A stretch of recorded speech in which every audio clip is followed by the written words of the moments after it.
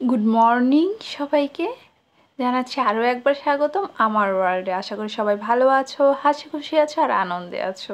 আর যারা আমার বয়োজ্যেষ্ঠরা আছো তাদেরকে রয়েছে আমার প্রাণ ঢালা অনেক অনেক সম্মান ও শ্রদ্ধা। তো আজকের খুব সুন্দর মিষ্টি একটা রোদ দিয়ে আজকের সকালটা শুরু হচ্ছে। ইতিমধ্যে সকালের প্রায় সব কাজই শেষ হয়ে গেছে। এখন হচ্ছে আমি একটু লেবু পানি খাবো। তো যারা আমার মতো লেবু পানিটা খেতে পারো না তাদের জন্য আজকে আমি এটা তৈরি করে দেখাচ্ছি। দেখতেই পাচ্ছ, আগে আমি কিছুটা ঠান্ডা পানি নিয়েছি এবং খুব ছোট ছোট করে পাতলা করে লেবুর স্লাইস নিয়েছি। তারপর হচ্ছে গরম পানিটা দিয়েছি। সরাসরি গরম পানিতে এই লেবুর স্লাইস দিতে যাবে না, কারণ এতে যে তোমার উপকারটা হবে সেই উপকারটা হওয়ার বদলে অপকারটাই বেশি হবে, কারণ এতে ভিটামিন সিটা টোটালি নষ্ট হয়ে যায়। আর যাদের লেবু পানি খেলে গ্যাসের প্রবলেম হয় তারা যদি এভাবে লেবু পানিটা খাও তাহলে তাদের কখনোই গ্যাসের প্রবলেমটা হবে না।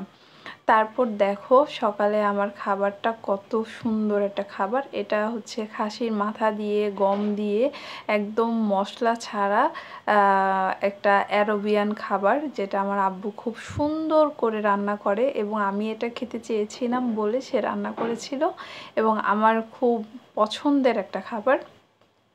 তা আমি এখন এটা হচ্ছে রুটি দিয়ে খাবো। আমার খুব ইচ্ছে করছিল রুটি দিয়ে খাওয়ার জন্য, তাই আমি রুটি দিয়ে খাচ্ছি। আর খুবই মজার একটা খাবার। যদি তোমরা এই রেসিপিটা চাও তাহলে আমি অন্য দিন অবশ্যই তোমাদেরকে রেসিপিটা দিব। আর এটার রেসিপিটা চেতে হলে কিন্তু তোমাদেরকে অবশ্যই কমেন্টসে জানাতে হবে। তো এতটাই মজার ছিল যে মনে হচ্ছিল যে পুরো সবটুকু খেয়ে ফেলি, কিন্তু সবটুকু তো আর খেতে পারবো না। যতটুকু আম্মু বলছিল সবটুকু খেয়ে ফেলো, তোমার হেলথের জন্য খুবই ভালো হবে, যেহেতু কয়েকটা দিন ধরে একটু না বেশিরভাগই উইক হয়ে গিয়েছি, তাই আর কি এই ডিসিশনটা নেওয়া। আর এটা খেলে আমাদের স্বাস্থ্যের জন্য বেশ ভালো। আর দেখো আমি কার্টুন দেখছি আর খাচ্ছি। তো মানে এতটা বড় হয়ে যাওয়ার পরও কার্টুন দেখার নেশাটা আজ ছাড়তে পারলাম না। শীতের সকালে গরম গরম এরকম একটা যদি হ্যাভি ব্রেকফাস্ট করা হয় তাহলে আমার মনে হয় আর কিছুই লাগে না। আর যারা কর্মব্যস্ত মানুষ আছে তাদের জন্য তো ফাটাফাটি দুর্দান্ত একটা নাস্তা। আজকে তোমাদের সাথে একটা অন্যরকম মাছের মুড়ি ঘন্ট শেয়ার করব, তাই চলো সে রেসিপিটা শেয়ার করি।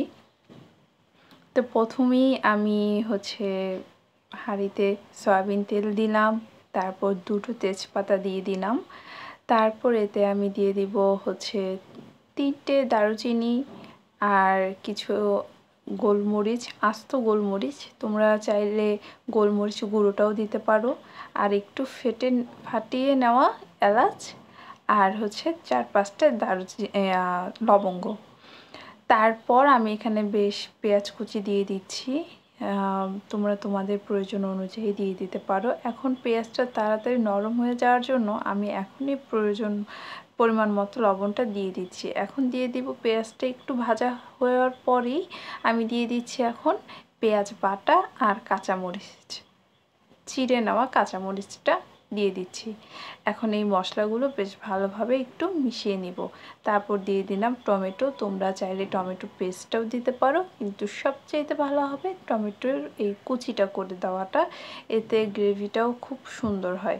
তারপর পরপর আমি গুঁড়ো মশলাগুলো দিয়ে দিচ্ছি। এখানে আমি দিয়েছি 1/2 চা চামচ হলুদ গুঁড়ো, আর এটা হচ্ছে যার মানে কেমন হলুদ গুঁড়ো তোমরা ইউজ করো সেটার উপর ডিপেন্ড করে। 3 চা চামচের মতো হচ্ছে আদা রসুন গুঁড়ো, 1 চা চামচ হচ্ছে শুকনো মরিচের গুঁড়ো, আর 1 চা চামচ হচ্ছে গরম মশলার গুঁড়ো দিয়ে দিলাম। আর জিরে গুঁড়োটা তোমরা ভাজা জিরের গুঁড়োও দিতে পারো, আবার হচ্ছে বাটা জিরে দিয়ে দিতে পারো কাঁচা যে। তারপর বেশ ভালোভাবে একটু মিশিয়ে নিচ্ছি যতক্ষণ না পর্যন্ত এখান থেকে তেল ছাড়ছে। আর একটু পানি দিয়ে চামচটা একটু ধুয়ে নিলাম যাতে মশলাটা পুরোপুরি হচ্ছে থাকে। এই যে দেখো এখন অনেকটাই কিন্তু তেল ছেড়ে দিয়েছে, আর আমি কিন্তু খুব কম তেলেই রান্না করছি।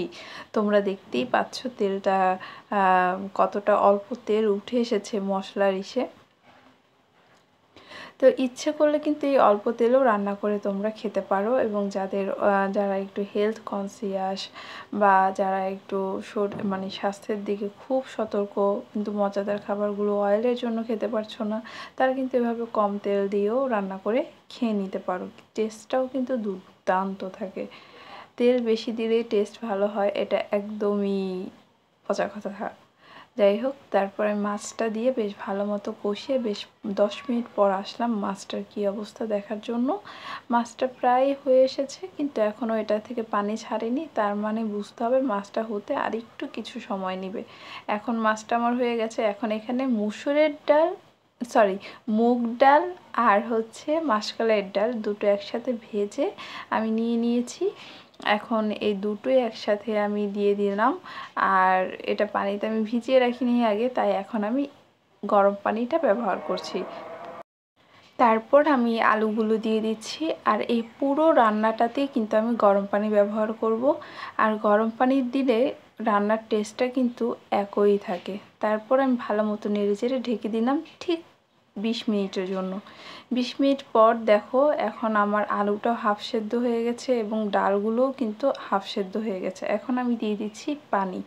এখন আমি এই ছোটো মগের হচ্ছে প্রায় 3 মগ পানি এখানে অ্যাড করেছি। আর তোমরা তোমাদের প্রয়োজন মতো হচ্ছে পানিটা দিতে পারো। আলুগুলো সব হাফ সেদ্ধ হয়ে গেছে, তার মানে বুঝবে যে ভালো মতো কষানোটা এখানেই হয়ে গেছে।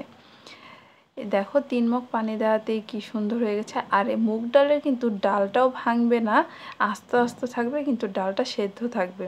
তারপর দিয়ে দিচ্ছি আমি এখনই এই মরিচগুলো মাঝখানে চিড়ে দিয়ে দিচ্ছি, এতে তাহলে একটা কাঁচামরিচের ঝাঁজ আসবে। আরেকটা জিনিস এই ভিডিওতে আমি স্কিপ করে গেছি, সেটা হচ্ছে আমি যখন রান্না শেষ হয়ে গিয়েছিল তখন উপর দিয়ে একটু সরিষার তেল ছড়িয়ে দিয়েছিলাম, যার কারণে স্মেলটা ফাটাফাটি এসেছে এবং স্বাদটাও হয়েছিল দুর্দান্ত। আবার ঢেকে দিলাম 15 থেকে 20 মিনিটের জন্য। তারপর দেখো 15 থেকে 20 মিনিট পর যখন আসলাম একদম ক্যামেরাটা ঘোলা হয়ে গেল, আর আমার এদিকে রান্নাটাও হয়ে গেছে দুর্দান্তভাবে। এখন দিয়ে দিচ্ছি একদম মনের সুখে মনের মতো হচ্ছে ধনেপাতা। তোমরা চাইলে এখানে ভাজা জিরের গুঁড়াও দিতে পারো, আবার ভাজা জিরে আর তেজপাতা গুঁড়োটাও দিতে পারো, আবার ইচ্ছা মতো হচ্ছে ধনেপাতাটাও দিতে পারো। যেহেতু ধনেপাতার সিজন, ধনেপাতা না দিলে তো আর টেস্টটাই আসবে না, কিন্তু এটার স্মেলটা খুব সুন্দর আসছে। তোমরা চাইলে ইচ্ছে করলেই এটা বাসায় এই রেসিপিটা ফলো করে রান্না করে দেখতে পারো যে কতটা টেস্টি হয় আর খুব দ্রুতও রান্না হয়ে যায়। গরম পানি দেওয়ার কারণ হচ্ছে এটাই, দ্রুত রান্না হয় আর স্বাদটাও ভালো থাকে। এখন আমি এটা নামিয়ে ফেলবো। তারপর দুপুরে শাওয়ার নিয়ে এসে বসে পড়লাম। তোমাদের আগামীকাল তো কী টপিক নিয়ে ভিডিও করব, সেই যে টপিকগুলো, সেই টপিকটা লিখছিলাম আর একটু নিজের মতো করে টাইমটা স্পেন্ড করছিলাম। আর আমার জানালা দিয়ে একটু রোদ আসছিল, সেই শীতের রোদের যে আমেজটা সেটাও পুরোটা পাচ্ছিলাম। তো আজকের ব্লগটি এখানেই শেষ করে দিচ্ছি। তো আজকের ব্লগটি যদি ভালো লেগে থাকে, তোমাদের এতটুকু একটু হলেও উপকারে আসে, তাহলে অবশ্যই একটা লাইক, একটা কমেন্ট, আর যদি আরও বেশি ভালো লাগে তাহলে একটু সাবস্ক্রাইব করে দিতে ভুলে যেও না কিন্তু। ভালো থাকো, সুস্থ থাকো এবং নতুন বছরে নতুন করে প্রিপারেশন নাও, নতুন করে জীবনটাকে সাজাও।